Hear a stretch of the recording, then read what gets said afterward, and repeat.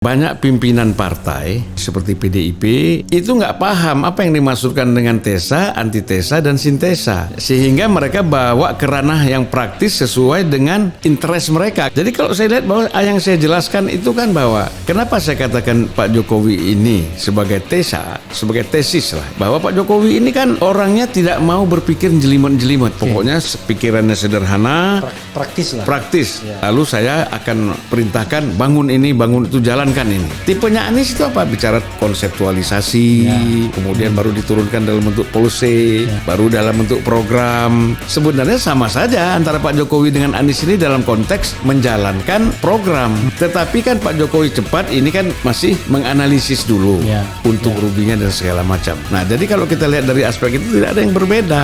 Lalu saya katakan nanti kita 2029 akan mendapatkan sintesa yang dahsyat sekali. Orang yang berbeda atau orang yang sama? Ini para politisi kita, elit-elit partai kita tidak terbiasa dengan wacana-wacana dunia intelektual, ya kan, dunia filsafat ya.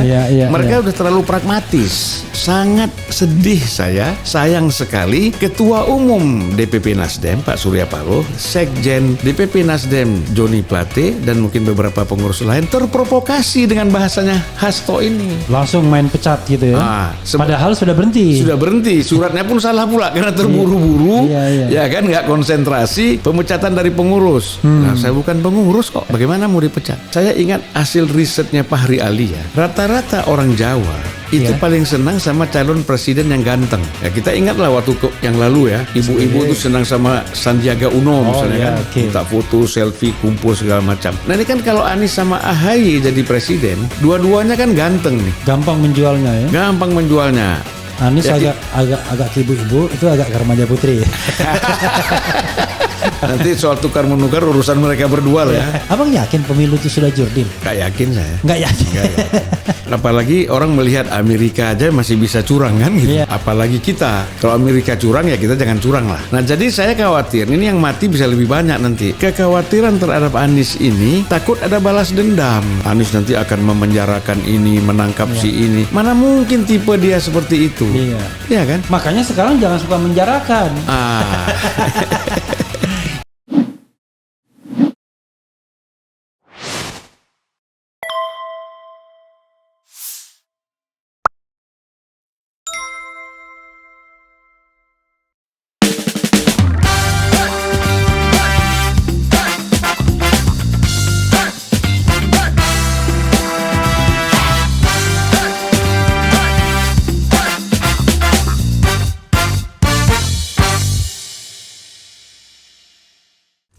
Assalamualaikum warahmatullahi wabarakatuh, Sobat RH sekalian. Jumpa lagi kita di channel yang keren ini. Keren. Di depan saya ada pengganti saya. Jadi Sobat RH sekalian, beliau jauh lebih senior dari saya ya. Tapi kalau penampilan seperti 46. Luar biasa. Dulu Zulfan Lindan kita tahu bahwa sepak terjangnya jadi anggota banteng nyeruduk ya kan. Tapi sekarang apa ya Nasdem itu lambangnya? Lambang Mercy bukan ya? Bukan, lambang semacam matahari itu ya. Matahari bersinar ya. Ada kuning, ada biru dan lain sebagainya. Jadi sahabat sekalian, Zulfan Lindan. Assalamualaikum warahmatullahi wabarakatuh. Waalaikumsalam. Jadi saya panggil abang rasanya nggak salah juga ya kan. Tapi kalau Bung itu lebih nggak salah lagi karena bisa jadi presiden itu kalau Bung. Kalau Bang itu kata saya gubernur DKI aja kalau Bang ya. Atau jadi pengacara kayak Bang Buyung ya. Oh Bang Buyung. Cuma yang anehnya Anies Baswedan kok dipanggilnya tetap Mas Anies ya, bukan Bang Anies gitu ya. Nggak seperti Bang Yos atau Bang siapa? Bang sebelumnya itu setelah Bang Yos, Bang Foke. Kan orang Jawa mungkin, Anies Jawa. Ya, tapi biasa Sutioso orang Jawa juga. Bang Zulfan Lindan, makasih ya sudah datang ya. Pak Refli, terima kasih juga. Luar biasa. Bang Zulfan, silakan lakukan klarifikasi apapun sebagai opening statement. Nanti kita mengalir saja. Silakan Bang. Terima kasih Bang Refli Harun ya, yang juga saya sering nonton podcastnya ya di YouTube. Kalau saya bicara klarifikasi ya, pertama kalau berkaitan dengan SK yang dikeluarkan oleh DPP Nasdem yang ditandatangani oleh Ketua Umum Surya Paloh dan Sekjen Joni Plate. Ya. Nah, surat itu sebenarnya tidak relevan kalau bicara memberhentikan saya sebagai pengurus DPP, karena sejak tanggal 28 April sejak 28 April Ya.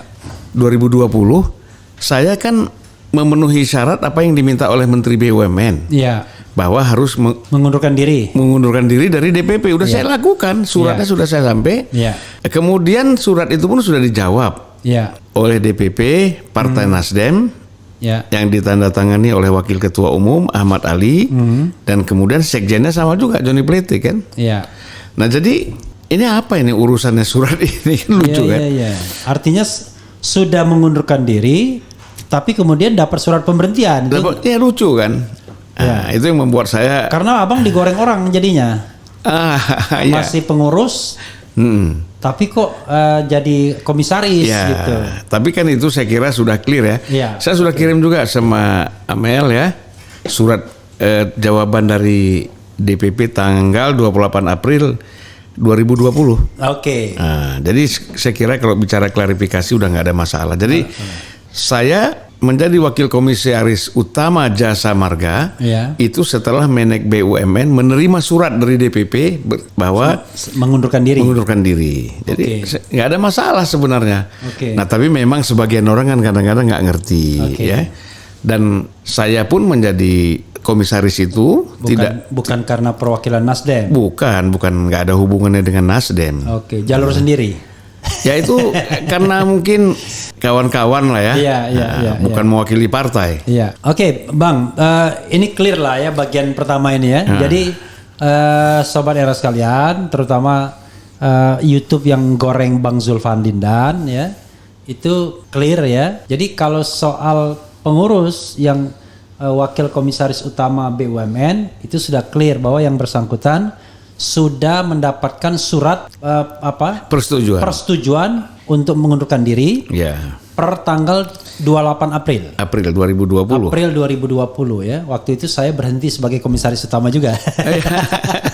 April 2020. Tapi bukan dari Jasa Marga, dari Pelindo satu. Dari Pelindo, ya. Nah, clear itu ya. Tetapi kalau clear semua, ya kita nggak jadi podcast. Tetap saja kita harus membahas aspek sosial politiknya. Yang ngeri-ngeri sedap ini kan.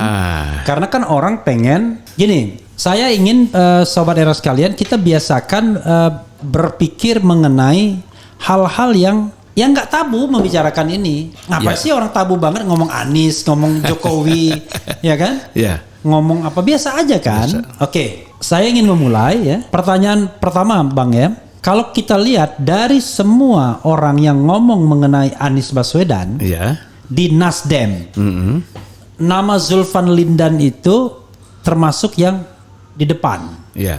Bahkan dari abang lah saya mengutip deklarasi Anies itu disebutkan tanggal 10 November. 10 November. Abang yang satu-satunya clear mengatakan 10 November. Dan memang sepertinya 10 November. Soal dipercepat, saya baca macam-macam kan.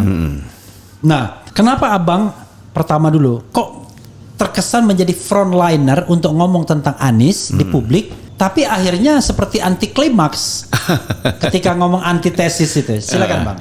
Jadi begini, saya kan melihat dari 3 calon ya, kita coba menganalisis dari 3 calon yang disepakati oleh Rakernas Nasdem atas usul peserta Rakernas, ya terdiri dari DPD dan DPW. Nah, jadi di dalam usulan itu kan ada 3 nama, Anies, Ganjar, dan Andika. Nah, saya mencoba, dan itu tidak urutan ya? Tidak urutan. Tapi urutan banyaknya rekomendasi. Ya, Anies nomor 1, Ganjar nomor 2, Andika nomor 3. Triple E ya, luar biasa. Oh, Ganjar nggak ada yang agak ya. Ganjar G, oke. Nah, jadi, saya menganalisa bahwa kalau Andika kan masih berat karena masih TNI, ya, kemudian banyak macam-macam lah, harus persetujuan presiden ya. Lalu Ganjar ini kan problemnya dengan PDIP, apalagi Ibu Mega sudah mengatakan bahwa jangan ada yang coba-coba main 2 kaki kan. Semakin tidak mungkin lah Nasdem itu mencalonkan Ganjar untuk menjadi calon presiden Nasdem. Nah, oleh karena itu dalam pikiran saya satu-satunya yang sangat memungkinkan itu Anies. Gitu. Nah, waktu itu kita ngobrol-ngobrol biasa, kenapa harus 10 November? Ya. Walaupun tidak ada statement. Kita itu siapa? Ya DPP lah. DPP ya. Okay. Kawan-kawan lagi kumpul di Nasdem ya. Di Nasdem. 10 November karena 11 November itu ulang tahun Nasdem. I see. Nah, jadi satu hari sebelum ulang tahun itu akan deklarasi Anies sebagai Hari Pahlawan Hari juga. Pahlawan juga 10 November. Jadi sebenarnya masalahnya itu. Nah, berkembang anti klimaks ini, ya saya kira kan saya sudah banyak berapa kali itu di media-media bicara soal 10 November ini. Ya. Lalu kemudian diikuti oleh beberapa kawan lain dari Nasdem, 10 November. Nah, orang mungkin terkejut. Mengapa 3 November? Nah, saya juga terkejut. 3 Oktober. 3 Oktober. Ya. Mengapa? Saya juga kok cepat sekali ya dapat pemberitahuan ini. Nah, saya kira ini nggak tahu lah, ini kan polisinya memang sudah di tangan ketua umum ya. Oke. Mengapa tanggal 3 itu? Ya. Ya, Sobat Daerah sekalian, ini sudah kita tampilkan Dewan Pimpinan Pusat Partai Nasdem nomor 06 SE DPP Nasdem 4/2020 perihal persetujuan pengunduran diri tertanggal 28 April 2020. Jadi clear ya di situ ya. Oke, silakan Bang. Lalu saya mendapatkan undangan lah. Ya, diundang sebagai politisi Nasdem beberapa orang. Karena sebelum Anies dideklarasikan, itu kan saya sudah sering ngomong di televisi, di media-media online dan di beberapa media. Pasti ada kekhawatiran kalau saya tidak diundang, nanti ini bisa bias kan, gitu, bias. Jadi ya saya diundang untuk memang supaya mengikuti dan memahami mengapa diputuskan tanggal 3 Oktober itu. Nah, saya sudah jelaskan kepada kawan-kawan media bahwa memang setelah tanggal 3 itu kan Pak Surya harus berobat ya. Harus berobat ke Singapura. Setelah tanggal 3 atau sebelum tanggal 3? Sebelum tanggal 3 sudah berobat. I see. Pak Surya itu kalau nggak salah waktu itu kena DBD ya. Karena isunya dia pulang dulu. Ya. Setelah pulang deklarasi. Kira-kira beberapa hari di Singapura. Ya.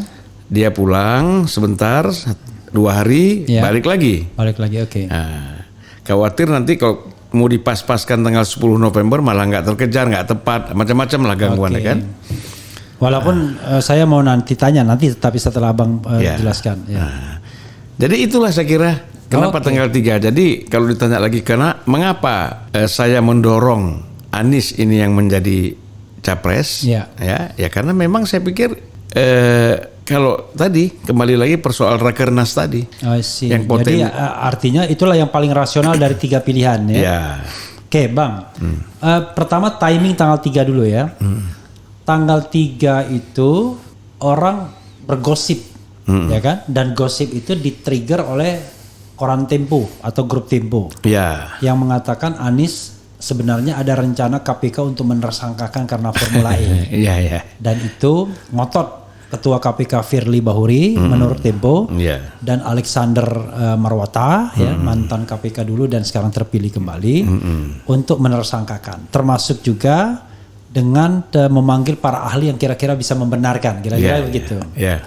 Nah, dalam rangka mendahului itulah maka kemudian tiba-tiba Pak Surya pulang tanggal 3 itu. Itu gosipnya Bang. Mohon Abang klarifikasi. Jadi begini, semula itu kan memang ada tanggal 22 September ya. Itu ada rencana ingin gelar perkara. Sebelumnya kan SBY bicara bahwa ada upaya-upaya untuk menjegal. Ya kan? Termasuk Andi Arief dulu ya. Dengan demikian maka calon akan 2. Mereka itu katanya kan kata Pak SBY. Lalu saya jelaskan. Waktu itu di Detik itu saya jelaskan. Siapa sih mereka itu? Kita ini harus jelas. Nah, salah satu yang bertanya kepada saya di forum itu adalah Effendi Ghazali. Mereka itu siapa? Saya jelaskan. Mereka itu kan hanya ada 2. Pertama Pak Jokowi yang paling mungkin kan. Kita kan bicara kemungkinan. Yang lain tuh nggak mungkin. Yang kedua adalah KPK. Gitu. Dengan mempersangkakan Anies melalui proses awal dengan gelar perkara ya. Gitu. Nah, jadi setelah itu senyap tuh. Tiba-tiba 2 hari kemudian Tempo juga menelpon saya. Oke. Nah, ini bagaimana persoalan pendapat saya tentang kaitannya Formula E dan KPK ini. Nah, saya waktu itu pun sedang di luar kota. Nah, sehingga saya tidak sempat jawab. Tiba-tiba besoknya keluar kan headline Tempo ya, cover story-nya Tempo keluar itu soal KPK, gitu loh. Nah, setelah Tempo barulah tanggal 3 Karena Tempo itu kan Minggu itu sudah terbit tuh kalau dia online, versi online. Jadi ini yang versi cetaknya Senin ya. Iya. Nah, jadi kira-kira begitu. Jadi, nah proses selanjutnya. Nah kita kan nggak tahu ini kejar-kejaran dengan KPK atau enggak di deklarasi Anies ini. Sebenarnya kan secara tapi menurut analisis Abang, walaupun aneh juga menganalisis partai sendiri, atau menurut informasi yang diperoleh, kemungkinan itu kan bisa aja.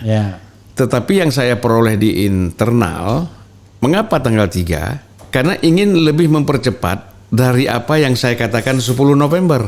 Oke. Nah, ya ini mungkin juga bicara persoalan gengsi partai kan. Oke. Masa mengikuti anggotanya untuk mendeklar calon presiden kan? Iya. Nah ini sekali lagi saya jelaskan, saya pernah juga seperti ini waktu Pak Jokowi dulu.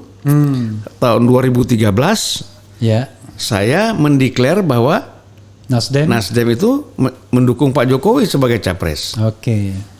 13 bulan Agustus ya. Agustus 2013.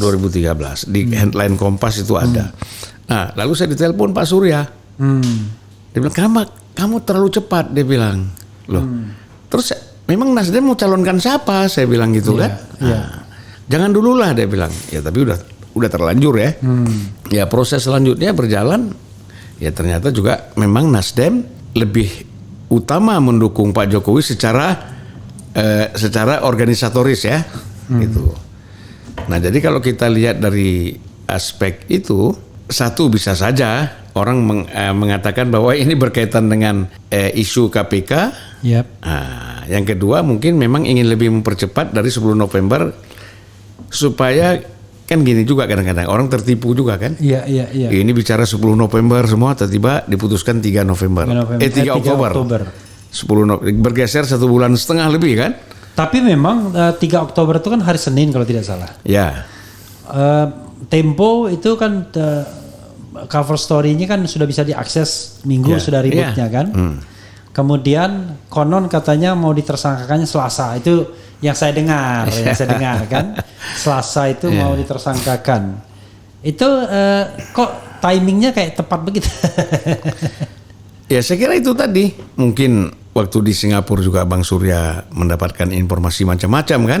Dia walaupun dalam kondisi sakit ya kurang sehat lah. Kita bilang sakit enggak lah, kurang fit ya. Dia pulang, kemudian mungkin rapat dengan beberapa orang, langsung ambil keputusan, udah besok aja lah, kan gitu. Jadi langsung kayak memang itu akseleratif. Keputusan ya? Itu setahu saya maghrib. I see. Ya setelah maghrib.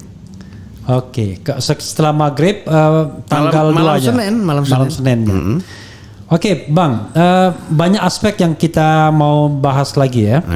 Yang paling penting juga aspek terakhir ini lah, langsung kita lompat mengenai tiba-tiba setelah deklarasi itu, Abang makin kenceng tuh, katakanlah mempromosikan Anies dalam tanda kutip kan. Sampai mengatakan bahwa pakai teori Hegel segala ya kan, Hegelian teori. Jadi antitesa, sintesa. Padahal dalam dunia akademik biasa aja begitu. Tapi dalam dunia politik kok jadi aneh gitu. Ketika dibilang bahwa Anies itu adalah antitesa Jokowi, kemudian tiba-tiba pikirannya macam-macam. Sampai terakhir ini mengatakan, kalau begitu Nasdem pengen mengatakan Jokowi itu nggak berhasil kayak gitu-gitulah. Silakan Abang eksplorasi soal ini biar pemirsa paham. Pertama, saya kira ya banyak pimpinan partai, terutama saya katakanlah di sini seperti PDIP ya, itu nggak paham apa yang dimaksudkan dengan tesa, antitesa dan sintesa. Sehingga mereka bawa ke ranah yang praktis sesuai dengan interest mereka kan gitu. Jadi kalau saya lihat bahwa yang saya jelaskan itu kan bahwa kenapa saya katakan Pak Jokowi ini sebagai tesa, sebagai tesis lah ya. Bahwa Pak Jokowi ini kan orangnya tidak mau berpikir jelimet-jelimet. ya kan? Pokoknya pikirannya sederhana, Praktis lah. praktis. Ya. Lalu saya akan perintahkan bangun ini, bangun itu, jalankan ini. Ya. Kan gitu. Nah kemudian kalau Anies ini kan masa kita nggak boleh bicara type. Ya. Orang kan punya tipe masing-masing. Ya. Tipenya Anies itu apa? Bicara konseptualisasi, ya kan? Kemudian baru diturunkan dalam bentuk policy, baru dalam bentuk program. Sebenarnya sama saja antara Pak Jokowi dengan Anies ini dalam konteks menjalankan program. Tetapi kan Pak Jokowi cepat ini kan masih menganalisis dulu. Untung ruginya dan segala macam. Nah, jadi kalau kita lihat dari aspek itu tidak ada yang berbeda. Lalu saya katakan nanti kita 2029 akan mendapatkan sintesa yang dahsyat sekali.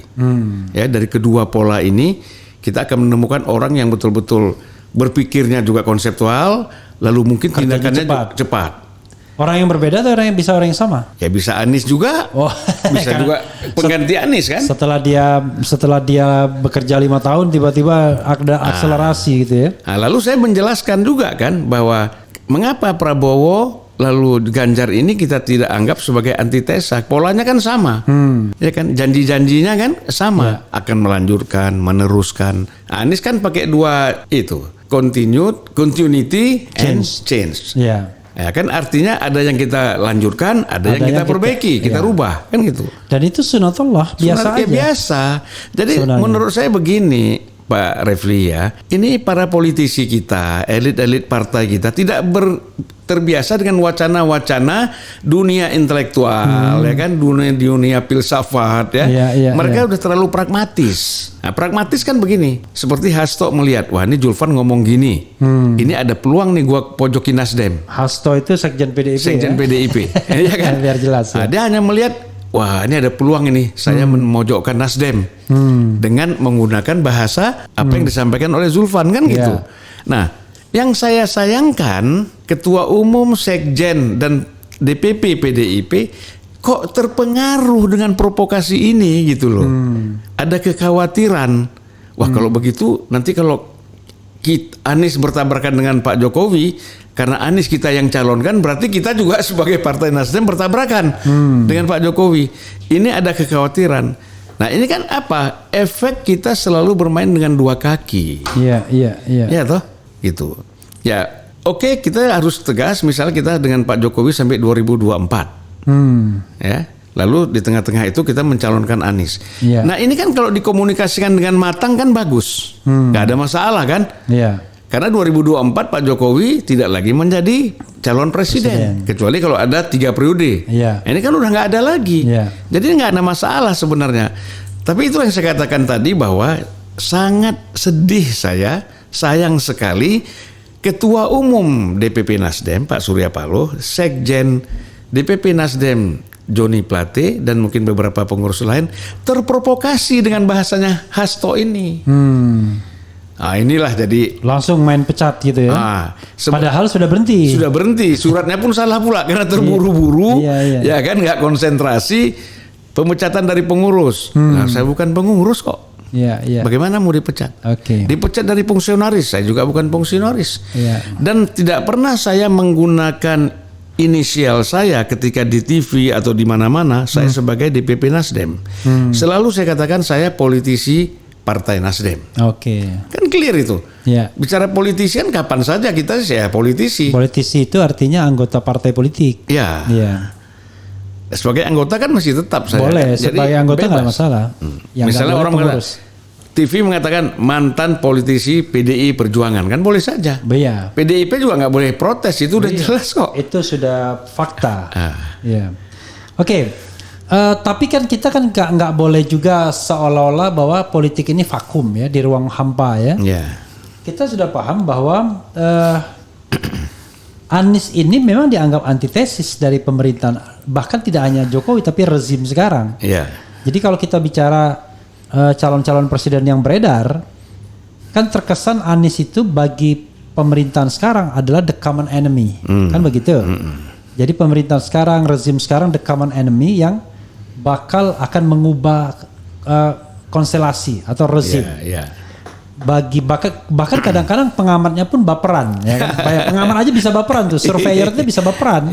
Jadi sudah sudah partisan semua lah, ya kan? Pokoknya kalau Anies berkuasa Indonesia akan begitu, ya kan? Pokoknya intinya akan menuju negara Islam macam-macam lah, macam-macam gitu. Yang sebenarnya sangat tidak terbukti ketika memimpin DKI. Bahkan teman abang Egy Sujana protes tuh malah. Kalau Egy kan semua diprotes. Iya. Apa nih katanya, nggak ada manfaatnya kita katanya kan, karena dia berpikir yang sangat idealistik kan, misalnya. Nah, tetapi kan tidak bisa dihilangkan bahwa siapapun yang mengendorse Anies adalah dianggap tidak sejalan dengan Jokowi, ya kan, baik sekarang maupun yang akan datang. Dan siapapun yang mengendorse Anies itu adalah kadrun kan, kira-kira begitu kan, radikal. Bahkan ya Nasdem kan? Panggilannya Nasdrun. Nasdrun, ya kan. Nah, dan ketika Nasdem mendeklarasikan Anies, ya Nasdem sudah tahu konsekuensi ini. Bahkan dari pidato Pak Surya kan kelihatan benar kan. Kita sudah siap hadapi ini soal fitnah, soal apa macam-macam. Jadi sudah tahu betul ini adalah sosok yang menjadi the common enemy bagi rezim sekarang. Tapi menjadi sosok yang diharapkan yang untuk bisa ada perubahan yang mereka anggap signifikan. Nah, lalu Nasdem gimana menyikapi ini? Kan memang udah konsekuensinya kalau misalnya nanti ditendang dari kabinet dan lain sebagainya karena provokasi PDIP misalnya. Ya itu kan begini, sikap politik yang kita ambil itu pasti ada pro kontra, ya pasti ada untung rugi, ya kan? Apakah kita merasa dengan mencalonkan Anies sebagai capres merasa untung? Atau merasa rugi? Untungnya di mana, ruginya di mana? Kan itu harus diperhitungkan dengan matang. Apalagi partai seperti Nasdem ya dengan ketua umumnya Surya Paloh, menurut saya kematangan dalam berhitung itu pasti sudah qualified ya. Nah, jadi kalau masih ada rasa-rasa khawatir, ini kan selalu gitu. Kita sudah calonkan Anies nih. Tapi tetap kita harus jaga hubungan dengan Pak Jokowi nih. Gitu kan? Loh, jaga hubungan kan biasa saja. Orang memang Nasdem ini pendukung Pak Jokowi kok. Nggak usah dikhawatirkan itu. Nah, bahwa Pak Jokowi merasa tidak puas dengan Nasdem mencalonkan Anies, ya itu soal lain. Karena antitesa kan dianggap tidak puas. Walaupun kalau kita bicara apa urusannya? Karena ini pencalonan untuk 2024 ke atas. Kecuali kalau Pak Jokowi incumbent. Kalau incumbent yang untuk maju lagi, itu nggak benar memang, ya kan? Tapi kan dia kan bukan incumbent untuk maju lagi, kan? Dia incumbent untuk selesai. Mungkin untuk wapres barangkali masih ada keinginan untuk menjadi wapres Pak Jokowi barangkali. Kan katanya mau jadi wapres Pak Prabowo. Kan bisa jadi wapresnya Anies. Tapi menurut pandangan hukum tata negara saya, Pak Jimli, Denny Indrayana nggak bisa. Karena kalau kita membaca konstitusi itu, jangan bacanya sepotong aja ala ketua MK kan. Kalau sepotong aja, memang kalimat itu. Tapi kalau kita kaitkan dengan bahwa presiden itu kalau dia mangkat, berhenti atau diberhentikan digantikan oleh wakil presiden, maka wakil presiden yang akan jadi presiden kalau dia sudah pernah 2 periode, kan dia tidak lagi memenuhi syarat jadinya. Nah, jadi kita menganggap bahwa dia tidak memenuhi syarat. Jadi sudahlah, tutuplah 3 periode, tutuplah perpanjangan masa jabatan, tutuplah wakil presiden. Banyak kok calon-calon bibit pemimpin bangsa rasanya ya.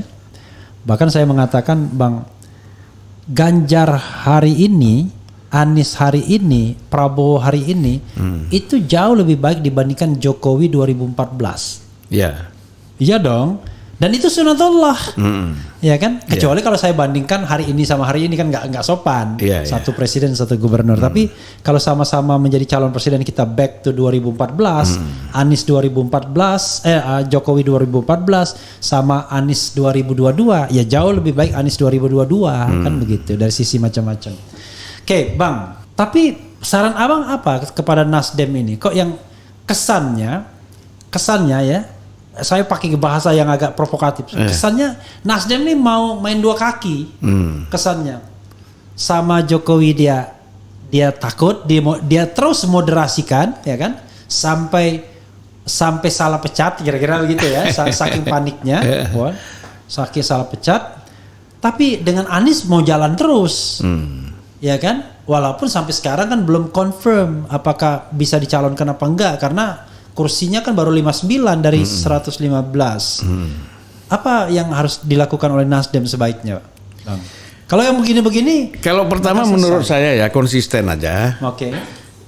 Nasdem meminta pada Pak Jokowi bahwa kita tarik menteri-menteri kita dari kabinet. Oke. Ya toh? Ya. Tetapi kita tetap mendukung pemerintahan Pak Jokowi sampai 2024. Itu lebih bagus. Karena kan mengganggu nih. Ya. Padahal kan 3 anggota kabinet itu juga sebenarnya belum tentu juga menguntungkan Nasdem kan.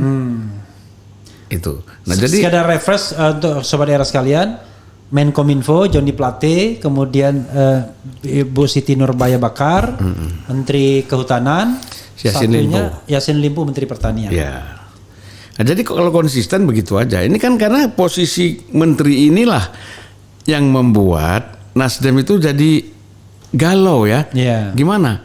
Kita mencalonkan Anies, tetapi ada menteri di kabinet. Sebenarnya untuk bekerja sama Pak Jokowi bisa saja tidak ada posisi di kabinet. Oh, partai-partai kecil saja yang nggak lolos seperti Perindo misalnya, itu bisa masih bekerja sama dengan Pak Jokowi. Ada PSI misalnya PSI dapatlah wakil menteri walaupun wakil menteri. Walaupun nggak signifikan juga. Ya karena mereka nggak lolos threshold kan. Nah, tapi kan maksud saya Pak Jokowi jangan melihat kerjasama dengan Pak Jokowi itu sampai 2024 minta jatah ini. Oke. Atau terkesan bahwa menteri itu kebaikan, ya kan? Itu kan kayaknya nggak jantan sih partainya jadi kan? Iya. Gitu. Jadi gimana Pak Surya? Nggak keren ya? Nggak keren. Tapi mungkin yang lebih baik. Atau nggak keren. Kami serahkan pada pakai hukum tata negara aja.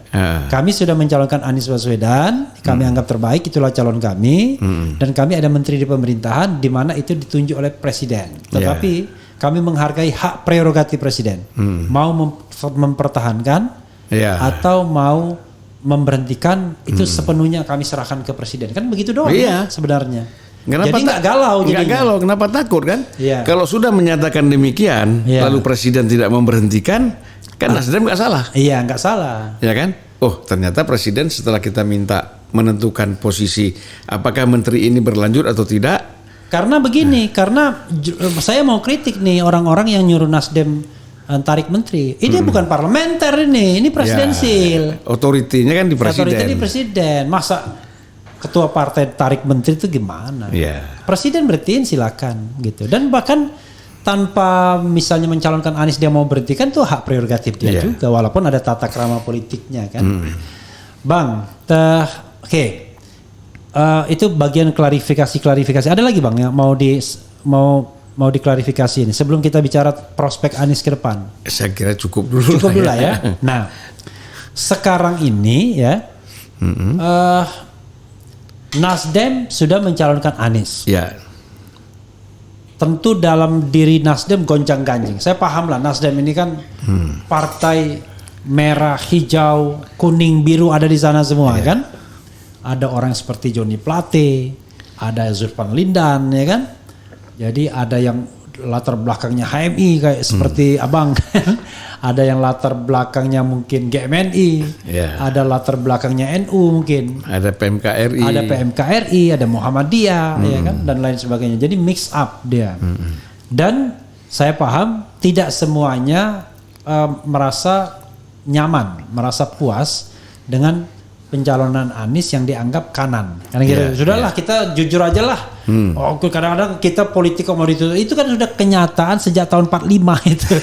Yang namanya kelompok Islam sama kelompok nasionalis. Untungnya kita nggak ada komunis saja. Dulu kan ada Islam, Nasasos kan, nasionalis, sosialis dan dan agama. Tapi kelompok sosialis dan komunis sudah hilang. Nah, kita tahu jadi Tapi ada faktor Surya Paloh yang barangkali sebagai integrator. Iya. Orang kan nggak enak tuh protes-protes ya kan, terutama Nasdem Indonesia Timur barangkali. Iya. Tapi sejauh mana sih keyakinan Nasdem sesungguhnya?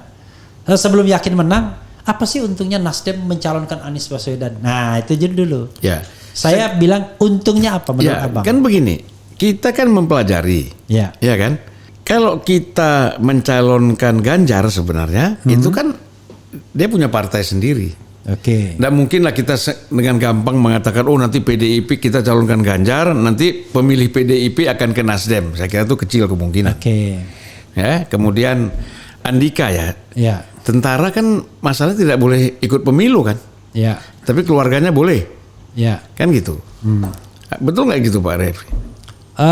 Bukan tidak ikut pemilu, dia mengatakan diri tidak mencoblos. Tidak Jadi tentara mencoblos. itu memilih bagi dirinya sendiri, enak benar dia. Jadi dia tidak menyalurkan hak politiknya. Iya. Ya, tetapi bagi tentara yang aktif. Tapi kan nanti Pak Andika kan sudah pensiun 2 bulan lagi. Gitu. Oke. Yang keluarganya boleh ikut pemilu kan? Keluarganya mencoblos. boleh nyoblos keluarganya. Nah jadi kalau kita lihat dari situ bahwa memang ya persentase tentara juga kan berapa juta kan, Iya. berapa ratus ribu lah, Nggak nyampe 1 juta tentara. nggak sampai kita. 1 juta. Iya.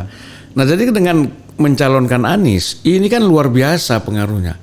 Kalau kita bicara pemilih Islam itu katakanlah 70% misalnya ya, Iya. tidak belum pasti. Itu kan mulai yang moderat sampai yang saya tidak menyebut ekstrim ya, Iya. yang radikal lah. Iya. Karena ini kita bicarakan pemikiran. Iya. Moderat itu kan pikiran. Bukan sikap, bukan apa?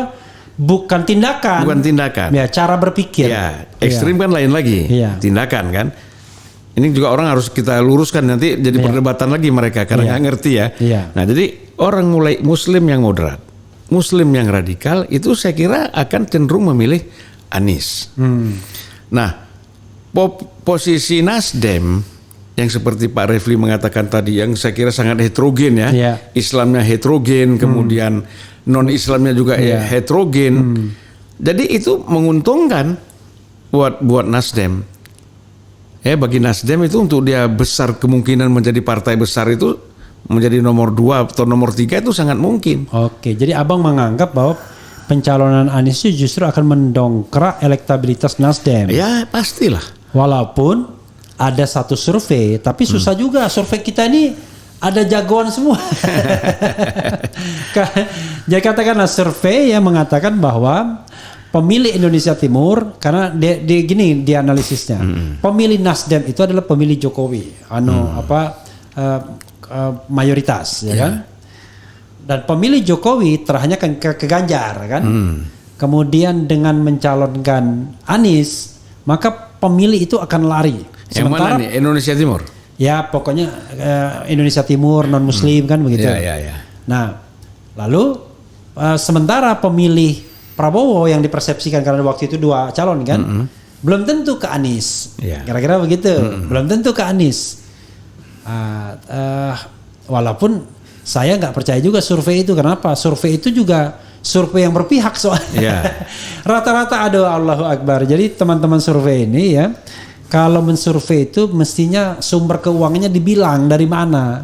Karena rata-rata ada jagonya semua, ya kan? Ada yang pegang ini, ada yang dipegang ini, Di samping macam-macam. ada jagonya, ada partainya juga di belakang. Ada partainya di belakang. Jadi ya berat juga. Jadi mereka itu survei benar iya, tetapi kan cara memaknai itu yang kadang-kadang. Tapi oke lah. Yeah. Itu pendapat survei yang mengatakan bahwa for the time being saat ini nggak terbukti tuh Nasdem naik. Yang ada malah Nasdem kehilangan pemilihnya di Indonesia Timur dan non Muslim. Gimana menurut abang? Kalau kita bicara jumlah kursi ya kan kita paling enak tuh bicara jumlah kursi. Iya. Berapa sih kursi di Indonesia Timur? Oke. Ya, misalnya kita sekarang dapat di NTT 2 kursi. Iya. 2 kursi di NTT. Iya. Kemudian kita dapat yang namanya di Sulawesi Utara 2 kursi juga. Iya. Tetapi kan Sulawesi Selatan, Sulawesi Tengah, ya, Sulawesi Tenggara, Yang mayoritas Muslim. Gorontalo, Iya. itu kan kita kuat, gitu loh. Dan mereka saya yakin masih sangat konsisten untuk mendukung Nasdem, apalagi calon presidennya Anies. I see. Tambah lebih kuat lagi mereka. Kita selama ini tidak dapat Aceh. 2019 Iya. tidak dapat Aceh. Padang dapat 1 kan gitu. Sumatera Barat dapat 1. Jambi juga begitu. Rata-rata kita lemah di daerah-daerah sini. Karena pengaruh kita dianggap partai penista agama. Iya. Tapi sekarang kan luar biasa. Kalau kita lihat Aceh itu selalu Anies Nasdem. Oke. Sumatera Barat, Kepri, Riau, Jadi semuanya. abang berharap bisa kayak Gerindra gitu ya? Bisa lebih besar. Maksudnya kayak Gerindra tuh efeknya, efek ketika Prabowo lari ke kanan karena lawannya ke kiri, tiba-tiba orang melihat Gerindra ini representasi kanan. Ya tapi kan begini Pak Refli ya, saya yakin betul mungkin 75% lebih tadi suara di Sumatera misalnya yang mendukung Gerindra, mendukung Prabowo itu akan Pindah-pindahnya pasti pindah ke Nasdem. Oke. Karena dia kan mencari kanan juga kan. Nggak mungkin dia mau ke kiri. Iya. Gitu pasti ke situ. Nah disitulah membuat Nasdem ini suaranya akan lebih tinggi. Dan abang yakin itu ya, meyakini itu. Oke. Artinya Nasdem banyak untungnya dong mencalonkan Anies ini. Oh banyak dong. Terlepas menang apa enggak itu soal lain. Ya, terlepas apakah Anies nanti menjadi presiden atau tidak. Tapi bagi Nasdem ada penambahan kursi kira-kira kalau sekarang kita bilang 56 ya. 59 sekarang. 59. Jangan dikurangi. Iya, 59. Dulu 36. Iya. Nah, saya ingat angka 6-nya ya. 36, 59. Nah, kemudian mungkin bisa di atas 80 nanti. Oke. Jadi sekarang sekadar mengingatkan kursi terbesar itu PDIP dengan 128. Iya. Kursi nomor 2 itu Golkar dengan 85. Kemudian ketiga Gerindra 78. Iya. Baru Nasdem 59. Baru PKB dan seterusnya. Jadi Nasdem mau mengincar yang mana? Mau mengincar Golkar atau mau mengincar PDIP atau mau mengincar Gerindra?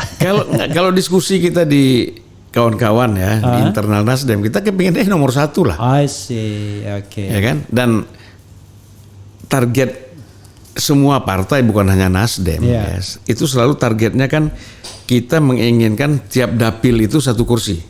Oke. Ya kan? Sekarang ada 87 dapil, misalnya, dapil, tiap dapil 1 kursi, ada bonus nanti, ada yang dapil dapat 2 kursi, ada yang dapil yang dapat, ya rata-rata kalau berapa ada. Dapil semua tadi?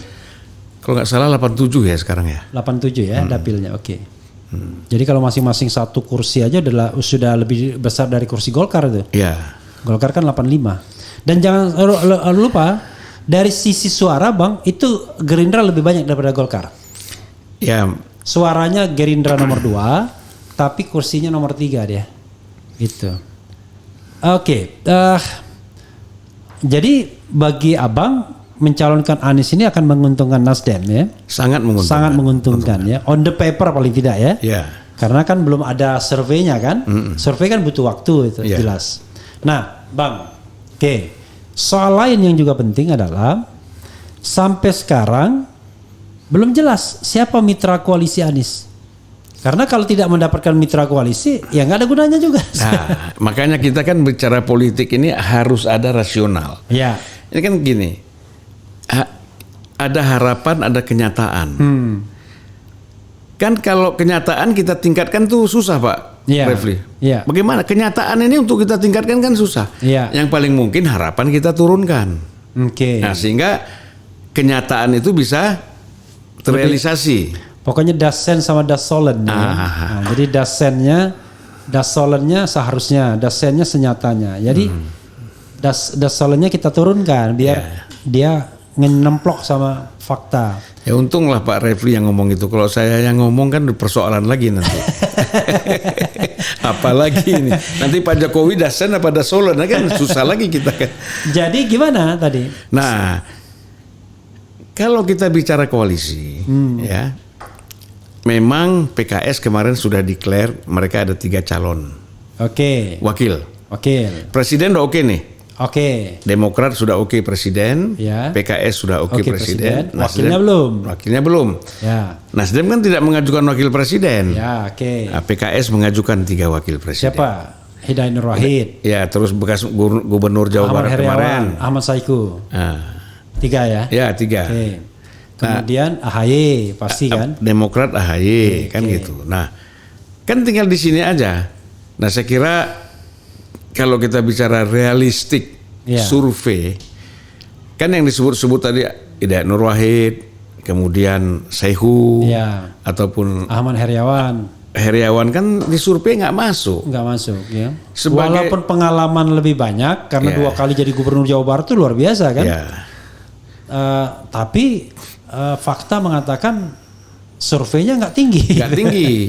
Gitu. Kenapa? Ini kan karena popularitinya rendah. Kan? Iya. Nah, AHY ini popularitinya kan tinggi.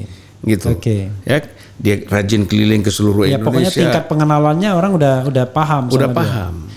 Tinggal dipilih ya. Dan jangan lupa juga, saya ingat hasil risetnya Pak Hari Ali ya. Pak Hari Ali itu hasil risetnya mengatakan bahwa rata-rata orang Jawa itu Ya. paling senang sama calon presiden yang ganteng. I see. Ya, kita ingatlah waktu yang lalu ya, ibu-ibu tuh senang sama Sandiaga Uno misalnya iya, kan, oke. minta foto, selfie, kumpul segala macam. Nah ini kan kalau Anies sama AHY jadi presiden, Ya. dua-duanya kan ganteng nih, Iya. ya, Gampang menjualnya ya. gampang menjualnya. Anies Ya, agak ke ibu-ibu, itu agak ke remaja putri. Iya kira-kira begitu Jadi lah ya. segmentasinya itu Anies ke atas, ini ke bawah Iya. usianya. Nanti soal tukar menukar urusan mereka berdua lah ya. Ya, oke. Pertanyaannya adalah misalnya the last minute ya kan harus memajukan Anies AHY. PKS nggak keberatan? Saya kira pada akhirnya nggak keberatan karena kan bicara realitas tadi. Oke, Kan tadi kita ya. bicara namanya tidak muncul di apa yang diusulkan oleh PKS. Oke. Dan itu mekanisme itu disepakati survei itu. Salah satu kan? Oh, salah satu indikator ya. Kenapa kita misalnya Oke. Anies muncul di rekomendasi itu kan? Karena dia masuk dalam 3 besar kan? I see, Nah, kalau Anies misalnya hebat, populer tapi tidak ada dalam survei ya nggak mungkin juga dia masuk gitu. Oke. Jadi bisa dibilang bahwa Demokrat dan PKS ini nggak akan lari. Saya kira nggak lari lah. Nggak lari ya. Soalnya orang khawatir kan, tiba-tiba KIB menawarkan AHY sebagai wakilnya Ganjar misalnya. Kan politik kan bisa aja tiba-tiba, wah the last minute, wah ini. Ya. Tapi yakin nggak lari. Ini ya? begini Pak Refli, ini kan sekarang ada juga kesan asal jangan Anies kan gitu. Oke. Itu satu. Ya. Kedua, calon-calon presiden yang maju, kalau Anies nggak maju dia merasa happy. Ya. Lawannya gampang nih, Ya. kan gitu. Prabowo misalnya lawan Ganjar, Ya.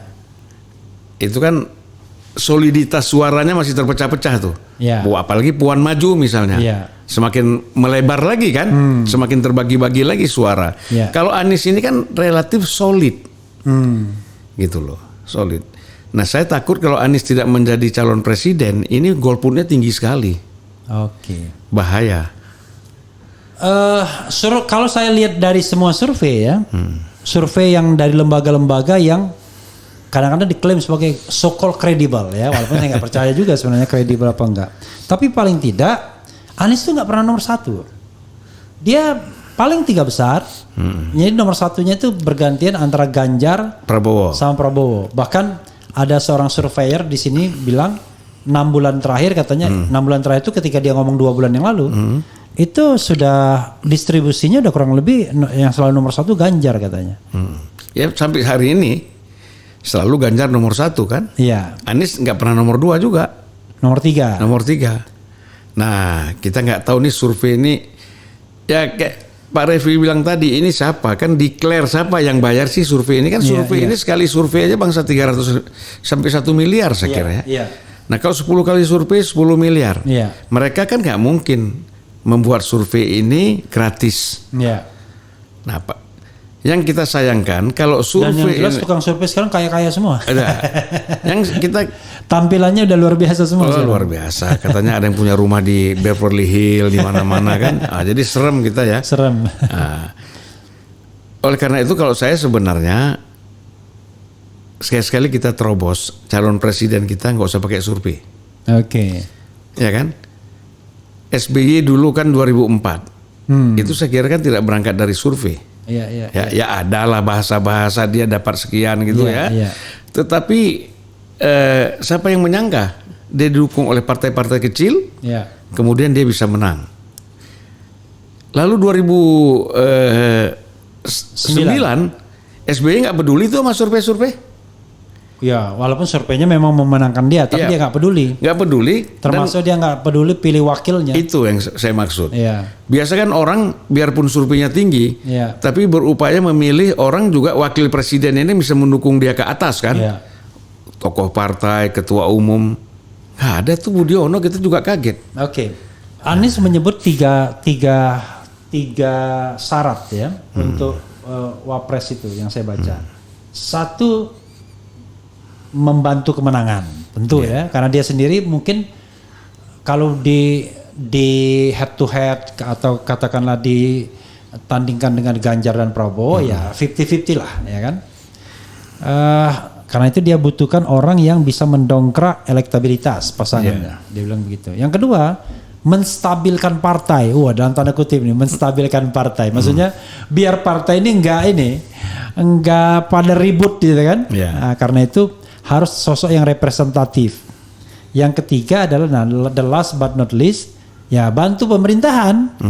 Jangan kayak presiden dari negara yang mana itu, yang wakil presidennya nggak berfungsi, kira-kira begitu ya. Ya menterinya juga tiap hari diminta di reshuffle kan. Nah, sekarang pertanyaannya adalah dari semua itu kan ada satu aspek. Kalau misalnya AHY dipasangkan ke Anies, nanti tahun 2009 AHY udah mikir jadi presiden dia. Artinya nanti baru 2 tahun jalan, 3 tahun jalan sudah mulai saling gergaji. Itu gimana untuk menjaga komitmen itu? Enggak lah ya. Satu, usianya juga masih muda. Kedua kalau kita lihat kemampuan ya.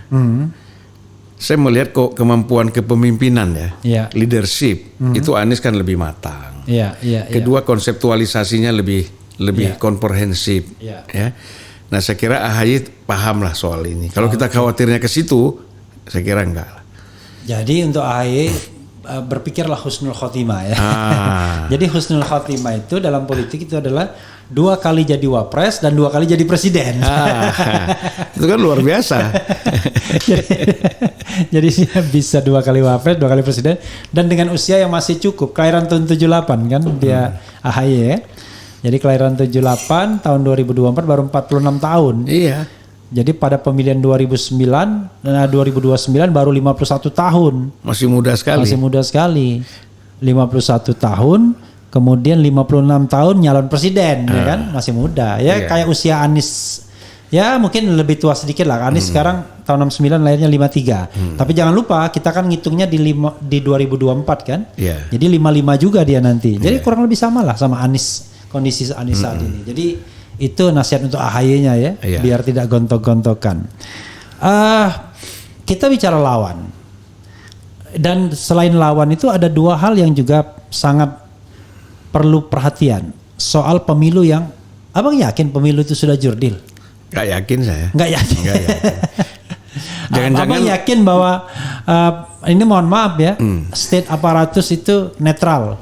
Tidak yakin? Nggak yakin. Nggak yakin saya. Dan itu kan bisa berpengaruh besar terhadap proses menang tidaknya seseorang. Iya, itu yang kita khawatirkan sebenarnya di situ kan, bahwa orang, apalagi orang melihat Amerika aja masih bisa curang kan gitu. Iya.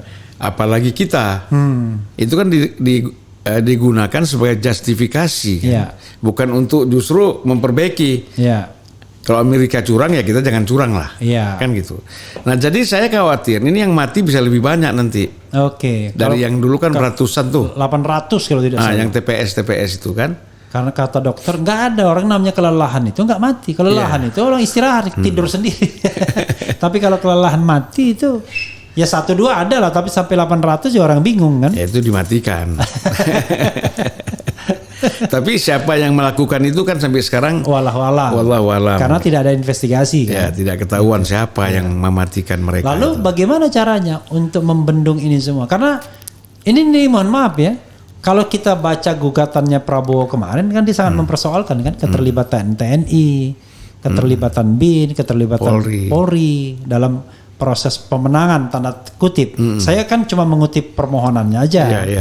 Dan walaupun kemudian tidak terbukti karena memang nggak gampang membuktikannya, cari saksi aja nggak ada yang berani kan ibaratnya. Kalau kan sekarang kan dipersepsi bahwa itu not belong to Anies ya kan, belongs to kekuasaan sekarang dan putra mahkotanya mungkin ya kan, itu persepsi orang kan. Gimana Nasdem menghadapi soal seperti itu?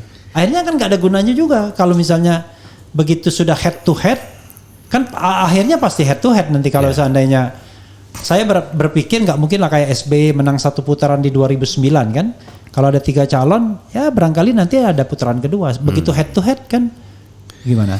Ya kayak saya kira di sini ada kalau AHY nanti menjadi wakil Anies, paling tidak SBY ini sudah tahu punya pengalaman bagaimana menghadang kecurangan-kecurangan itu. Pasti dia sudah tahu lah. Ya. Dan ini biasanya kan gini, karena incumbent itu tidak ikut, pasti kita bicara kecurangan itu kecil. Kenapa? Bukan ada kendali dari incumbent terhadap apakah Polri, TNI itu melakukan langkah-langkah yang merugikan calon yang lain. Tetapi kan bisa secara otomatis kita harus menangkan ini nih. Kan gitu. Gak usah diperintah pun dia feeling dia mengatakan kita arahnya ke sini. ASN kan selalu begitu kan. Pokoknya yang memenangkan siapa yang berkuasa kira-kira begitu. Nah jadi gitu. Nah sekarang kan boleh kita bilang ini netral nih. Incumbent tidak ikut pemilu. Tidak ikut pilpres. Tidak ikut pilpres, tapi netral belum tentu. Belum tentu. Tadi bahaya sekali kalau misalnya punya putra mahkota. Nah disinilah SBY pada 2014, dia tidak punya putra mahkota. Prabowo maju silakan sendiri, Pak Jokowi silakan maju sendiri, dia tidak ikut-ikut. Nah sekarang sehingga dia lepas saja. Nah kita harapkan Pak Jokowi juga seperti itulah. Paling tidak berusaha menciptakan pemilu yang jujur dan adil. Itu legasinya dia lah. Nah, jangan sampai ada kesan ini Pak Jokowi keberpihakan ke sana. Jadi adil aja. Tapi ada tapinya. Kalau kita bicara tentang legasinya Pak Jokowi dikasihkan ke Ganjar. Relawan ya kan. Kemudian program pembangunan ya kan kayaknya dititipkan ke Ganjar semua sebagai putra mahkota. Tapi kan legasi juga kan dilihat dari segi kejujuran gitu. Nggak bisa. Artinya kalaupun misalnya harus menang ya menanglah dengan jujur dan adil, jurdil kan gitu.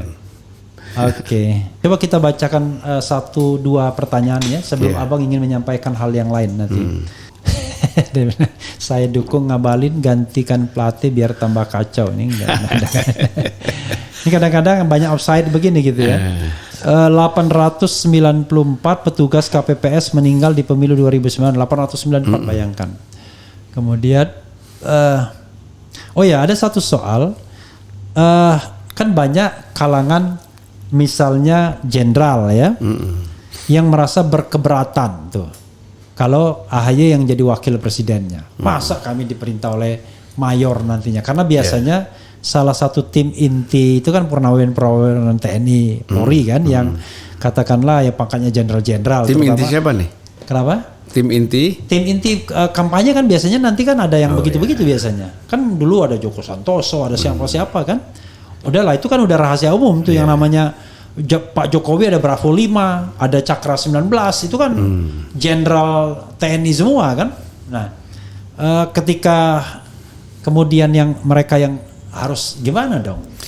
Jadi begini, pendekatan itu kita bisa ditiadakan juga nggak bisa. Tetapi kan bisa diminimalisir. Misalnya begini, AHY kita katakanlah berhenti mayor. Kalau dia terus sekarang, dengan umur berapa dia sekarang ini? Umur 44. Kira-kira dia bintang 1 lah. Bisa bintang 1 dia. Nah, teman-temannya kan juga yang satu angkatan sama dia atau generasi di bawah dia, ini kan juga naik. Merindukan juga ini AHY menjadi pimpinan. Sementara kalau kita bicara Andika, teman-temannya kan udah pensiun semua. Iya. Ya. Artinya apa? Efeknya itu kecil. I see. Nah, kalau AHY itu efeknya pasti besar. Oke. Ya.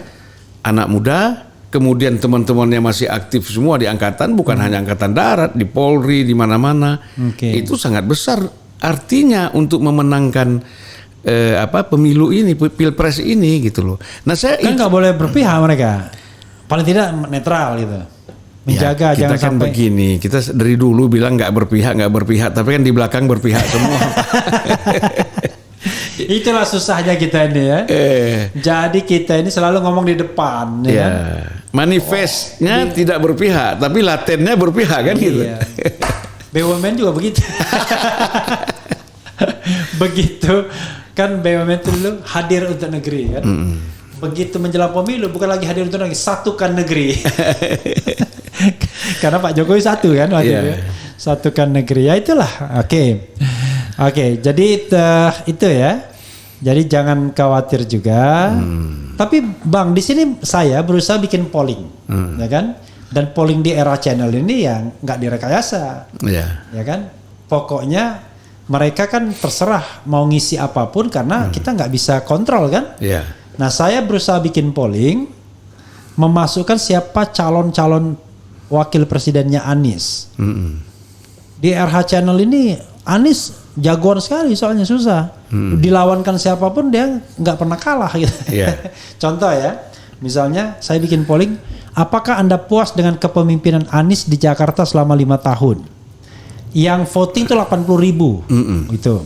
Kalau survei biasa kan cuma 1.200 kan, ini 80.000. Tapi kita tidak berpretensi itu ini adalah survei yang representatif dengan metode ini kan polling saja. Yang sangat puas itu 81% Bang. Dari 80.000. Iya. Dari 80.000. Yang puas 8%, yang biasa saja 6%, sangat tidak puas 3%, tidak puas 3%. Jadi kalau kita gabungkan sangat puas yang 81 dan puas 89. Kalau 90 itu angkanya kan excellent. 80 ke atas ya very good lah. Kira-kira nilainya kan masih tetap A juga. Nah ini kalau kita bicara mengenai tingkat kepuasan terhadap Anies. Kalau kita bicara mengenai calon wakil presidennya Anies, saya berusaha memasangkan di antara 3 nama yang di sini paling populer.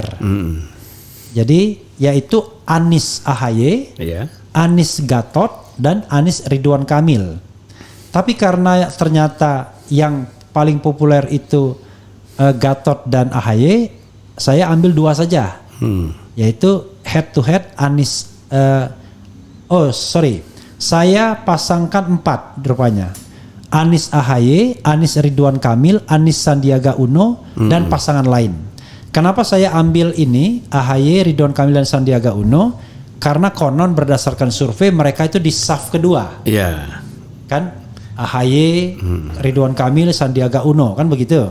Saf pertama Ganjar atau Prabowo, Anies kan begitu. Nah, ternyata Anies AHY itu dari 66.000 yang voters yang ngevote, Anies AHY itu 65%. Anies Ridwan Kamil 17%, Anies Sandiaga Uno 7%, dan pasangan lain tidak saya spesifikkan karena nggak mungkin 11%. Jadi memang Anies AHY. Ya, tetapi ketika kita hadapkan kepada Gatot Nurmantio yang sosok yang paling populer dalam survei di sini, karena Gatot mengalahkan semua calon wakil presiden yang disebut, itu ketika di head to head kan dengan AHY, ternyata Gatot Nurmantio menang dengan 61% kalau tidak salah. Jadi Anies AHY itu 39%. Ntar saya masih scrolling. Kemudian kalau tidak salah Anies Gatot 61%. Nah, jadi ada kesan sebenarnya paling tidak ya dari survei ini, saya tidak bisa mengatakan dari yang lain ya. Itu mereka menganggap bahwa Anies Gatot justru lebih menjamin, lebih kompatibel dibandingkan Anies AHY. Mungkin mereka aspek senioritas, aspek AHY masih nomor 2 ya. Iya. Gitu. Gimana Bang? Ya jadi begini. Ya logik saja kalau orang bicara Anies Gatot itu lebih tinggi dari AHY ya. Karena orang bicara dari segi masih terikat dengan senioritas TNI-nya kan gitu. Ya. Nah, jadi sekarang begini Pak Refli, kalau kita bicara Anies dengan PKS, calon PKS, itu kan istilahnya jeruk makan jeruk itu kan? Iya. Ya di situ sudah tidak menambah suara, gitu. Suara Anies kan dengan suara PKS itu nggak beda. I see. Jadi kalau kita ambil wakil presidennya dari PKS, ya akhirnya penambahan suara Anies dari mana? I see. Iya kan? Oke, tapi PKS sudah selesai kan pembicaranya. Kita bicara Gatot. Rupanya di sini 42.000 yang voting, Anies AHY itu 37%, Anies Gatot 63%. Ya problemnya begini. Kan kembali lagi, Gatot ini nggak punya partai. I see. Jadi dasar dia untuk didukung calon wakil presiden itu apa? Kan tadi kan sudah dibilang Nasdem, kemudian PKS, sama Demokrat udah sepakat presidennya kan? Artinya selesai untuk Anies. Selesai. Dan untuk wakil presidennya? Wakil presiden itu apakah harus dari dua partai itu? Apakah bisa orang lain? Saya kira dari dua partai itu nggak mungkin. Itu masalahnya kan? Itu masalahnya. Oke, jadi kalau memang dari dua partai, karena saya lihat Gatot pun nggak pernah main ke Nasdem juga. Pernah nggak pernah? Karena gini, untuk calon presiden, wakil presiden ini, Nasdem sudah melepaskan itu menjadi otoritasnya Anies lah. Oh sih. Silakan Anies bicara dengan PKS, Anies bicara dengan Demokrat. Ya. Siapa dari hasil pembicaraan mereka yang mereka tetapkan sebagai calon wakil presiden. Nah mungkin nanti dikonfirmasi, dibawa ke ketua umum Nasdem, lalu dipertimbangkan kita cocok nih jalan kan gitu. Ya.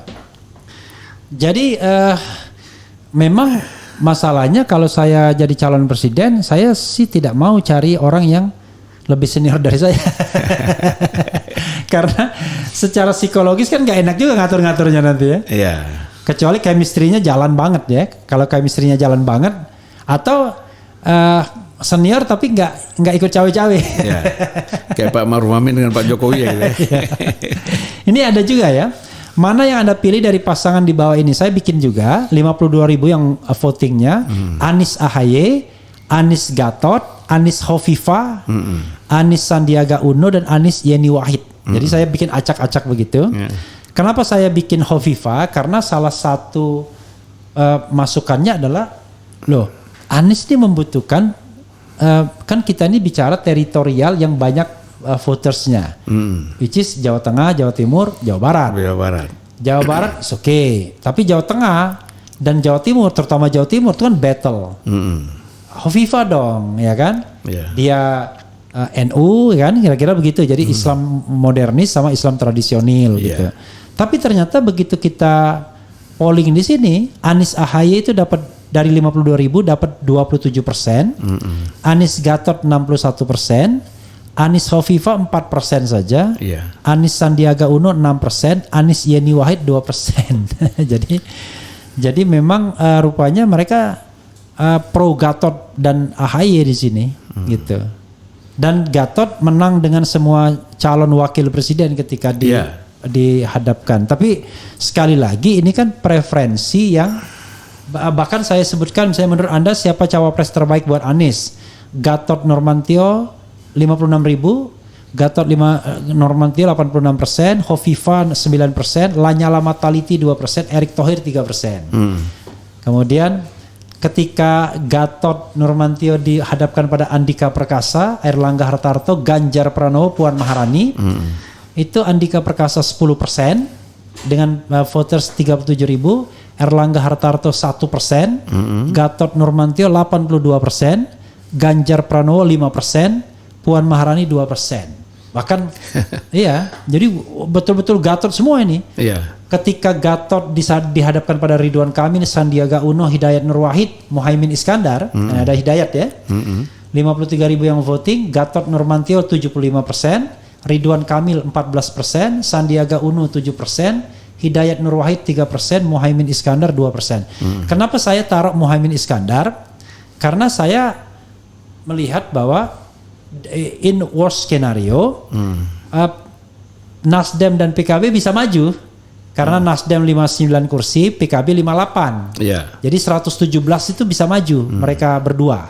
Persentase 20% dapat sudah ya. gitu. Makanya dan pasti kalau Muhaimin digandeng Anies pasti mau kan kira-kira begitu. Iya. Karena dia punya peluang untuk tampil kan sebagai calon wakil presiden. Nah, saya juga kemudian membuat poll, menurut Anda siapa cawapres terbaik buat Anies? 56.000 voting. AHY, Gatot dan Rizal Ramli serta Salim Segaf Al-Jufri kan ketua ya kan? Dewan Suro. Jangan-jangan Salim Segaf yang diajukan itu bukan Saiku ya. Oke. AHY 31%, Gatot Nurmantio 58%, tipis ya.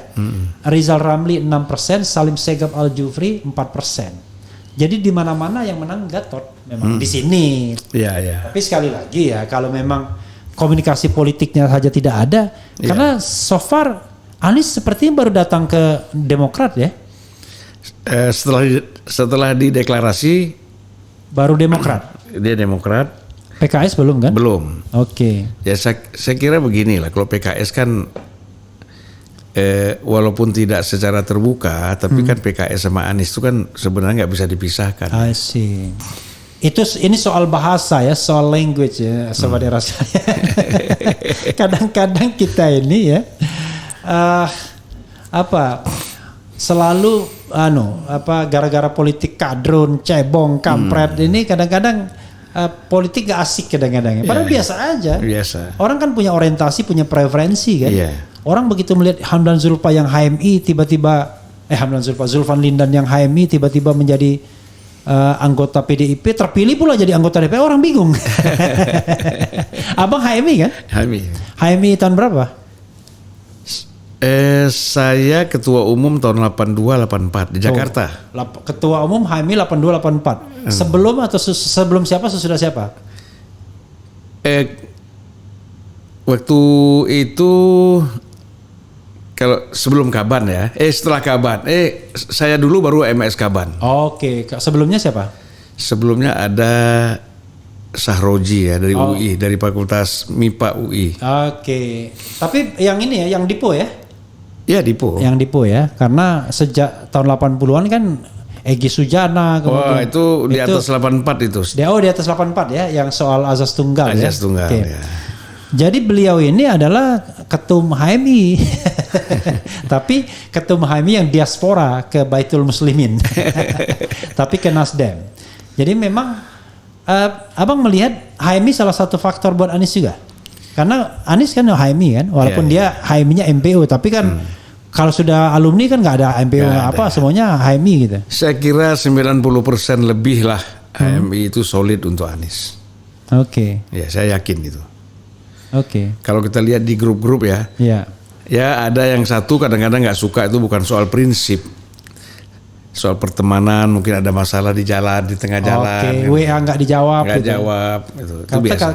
Katanya ada yang mau bikin Aswaja, grup Aswaja. Aswaja itu adalah asosiasi WA tak terjawab.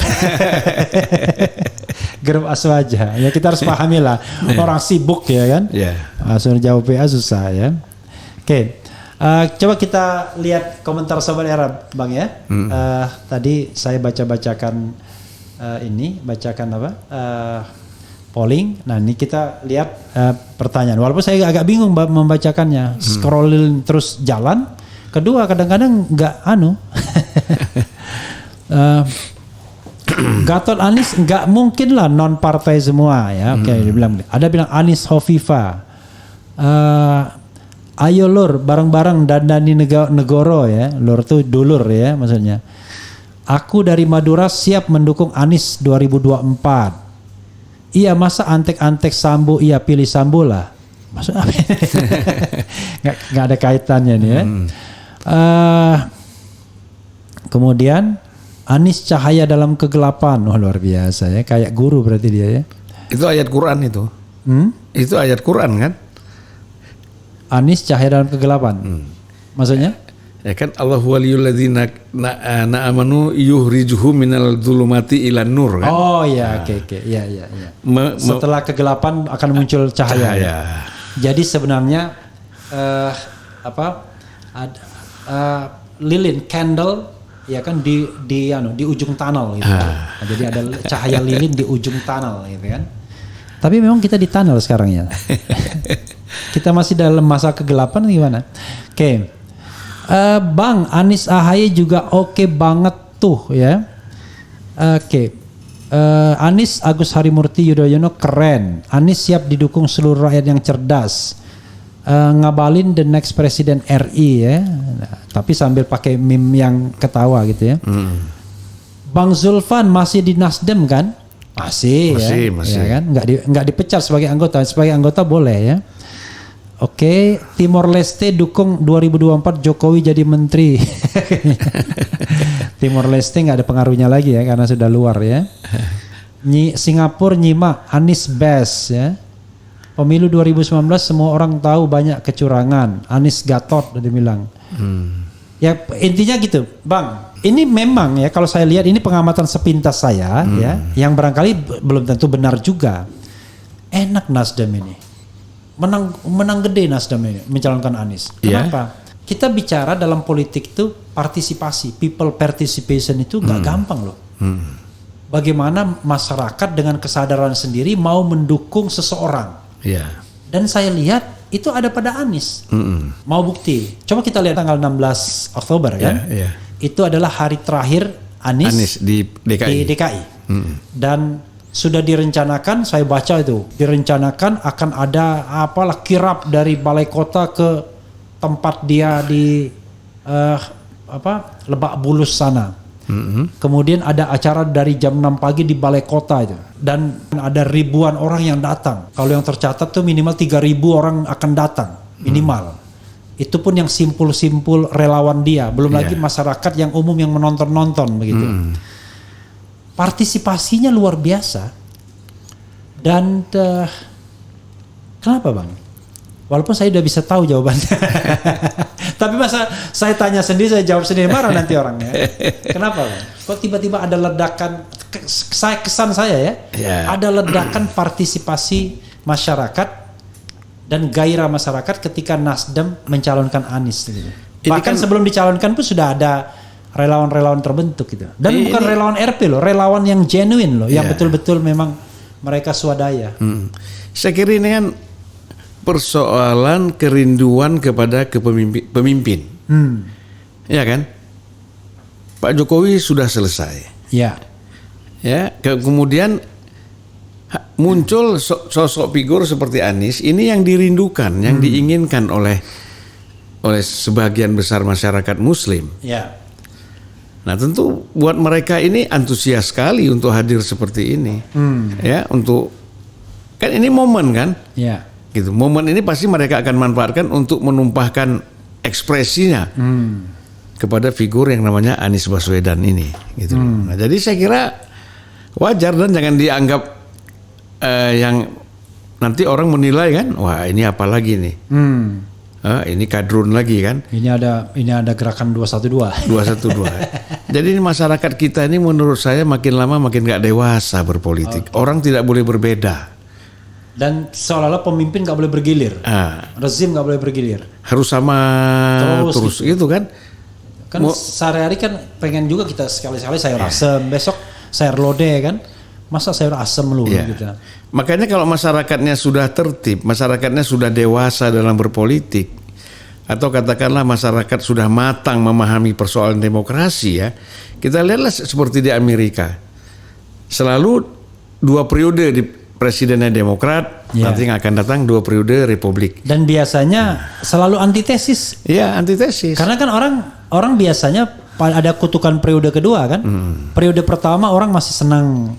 Periode kedua awal senang, tapi ujung-ujung periode biasanya agak turun tuh. Kan itu sudah sunatullah kan, karena orang bosen kan. Coba misalnya gini, Gus Dur, Habibie, itu Gus Dur kan bisa dibilang antitesisnya Habibie, ya kan? Megawati antitesisnya Gus Dur banget tuh. Tapi begitu SBY antitesisnya Megawati, Jokowi antitesisnya SBY kan. Jadi orang dalam kurun tertentu orang bosen dengan satu tipe kepemimpinan kan. Benar. Ada yang dulu kan pengennya ada, waduh too much, talking too much, kebanyakan ngomong. Karena itu gold is silent ya kan. Silent is gold. Diam itu emas. Tapi bosan juga kalau diam terus nggak. Kita pengen dengar deh konsepnya apa ya kan. Kalau Sarwono Kusumaatmadja tuh bilang begini, kita ini musibah banget. Ya kan? Musibahnya apa? Ketika Habibie presiden kita ini budak, dia bilang. Iya. Kamu dengar orang lain, pokoknya dia sendiri. Iya. Gus Dur buta. Mega karena banyak diam diidentikan dengan bisu. Oke, itu identik ya, bukan bikin bisu dalam pengertian sesungguhnya. Identik. Ya. Nah, jadi kalau kita lihat dari sisi ini, kembali lagi kepada persoalan Anies. Orang ingin perubahan sebenarnya. Oke. Ya. Perubahan itu selalu keingin yang arah lebih baik, gitu. Ya. Jadi bukan arah yang lebih tidak baik. Dan satu lagi Pak Refli yang kita jangan lupa, kekhawatiran terhadap Anies ini takut ada balas dendam. Anies nanti akan memenjarakan ini, menangkap si ini. Mana mungkin tipe dia seperti itu? Iya. Iya kan? Makanya sekarang jangan suka menjarakan. Kalau khawatir dibalas dendam ya sekarang jangan mau menjarakan ya kan. Sekarang enggak lah. Dia pemahaman agamanya cukup bagus ya, intelektualitasnya cukup bagus.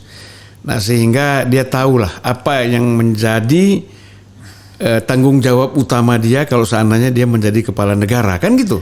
Dan pemimpin itu harus siap berdemokrasi. Jadi kalau hari ini kita katakanlah channel ini nih mengkritik Presiden Jokowi, itu bukan karena kita nggak suka, karena kita menjalankan peran kewarganegaraan kita sebagai civil society. Makanya saya kan bilang begini, ketika Ngabalin itu mencoba berkata agak kasar lah ya. Saya bilang kalau di lingkungan presiden di istana itu banyak sekali orang model Ngabalin misalnya ya, yang ngomong nggak jelas aturannya apa. Yang penting asal bapak senang. Ya, lalu nimpe orang. Jadi buat presiden juga rugi kalau orang seperti ini. Iya. Presiden ini kan membutuhkan orang yang korektif, kritis, bisa memberikan masukan-masukan yang sehat, yang positif, sehingga presiden dalam mengambil langkah ke depannya itu bisa lebih objektif. Gitu. Bukan orang yang bikin bapak senang dengan nimpe orang. Iya. Tapi buzzer-buzzer begitu juga yang konon ya, so-called. Tiap hari juga abang udah ditimpe sama mereka. Abang Nasdem itu mulai ditimpe sama mereka. Lihat aja tuh. Ya kan? Saya tidak etis menyebutkan YouTube-nya, tapi abang bisa lihat kan? Oh, mulai ditimpe ya bang itu. Ya nggak apa-apa. Nggak apa-apa ya. Menurut saya sepanjang timpe menimpe sih nggak apa-apa. Yang jadi masalah itu adalah keinginan untuk mengkriminalkan itu yang susah. Jadi kalau jadi makanya saya berkatakan channel ini bukan tidak mungkin. Kalaupun Anies menang, kita kritik Anies juga. Oh iya dong, itu yang saya katakan selalu bahwa jangan-jangan kita ini menjadi oposisi abadi. Iya, ya kan? Bisa jadi. Gitu. Jadi saya juga punya podcast. Iya. Barangkali kita juga tetap, karena kan sosial kontrol ini posisi kita kan itu sebenarnya. Dan tidak ada juga yang namanya pemimpin sempurna ya kan? Even seorang Rasul pun juga dikritik ya kan? Dikritik. Jadi sobat era sekalian biasa-biasa saja lah. Yang paling penting itu jangan memenjarakan. Jadi kalau ada apa-apa memenjarakan ya berat. Jadi hidup kita. Bang, closing statement, Bang. Silakan Bang. Ya, saya mengharapkan pertama bahwa pemilu yang akan datang ini adalah pemilu yang betul-betul jurdil ya. Tidak ada intervensi dari pihak manapun, dan kita mengharapkan pihak Polri, apakah TNI ataupun kejaksaan dan lembaga-lembaga hukum yang lain itu tidak melakukan intervensi atau tidak menakut-nakuti aparat-aparat yang bertanggung jawab dalam penyelenggaraan pemilu seperti KPU, Bawaslu misalnya. Ini jangan diintimidasi untuk harus memenangkan salah satu calon presiden. Ini bahaya sekali. Nah, jadi yang kedua, cobalah kita mulai dewasa di dalam berdemokrasi, di dalam berpolitik ya, sehingga bangsa ini bisa lebih maju ke depan, Pak Refli. Saya kira cukuplah itu dari saya. Oke, ya saudara sekalian, itu tadi dengan Zulfan Lindan ya. Pesan terakhirnya adalah Ya, mudah-mudahan 2024 itu kita mendapatkan pemilu yang jujur dan adil. Nah, untuk jujur dan adil tersebut, mudah-mudahan Pak Jokowi tidak berpihak kepada salah satu calon, tetapi menyiapkan pranata pemilu yang jujur dan adil. Dan juga diharapkan institusi-institusi yang selama ini dicurigai kan, bermain ya. Patut dicurigai. Patut ya kan, patut dicurigai bermain. Itu juga bersikap netral sesuai dengan mandat konstitusionalnya. Nah, mudah-mudahan kita siapapun yang terpilih, semua masyarakat bisa menerimanya karena itu adalah hasil pemilihan yang betul-betul jujur dan adil. Itu saja saudara sekalian. Terima kasih banyak Bang Zulfan. Wassalamualaikum warahmatullahi wabarakatuh.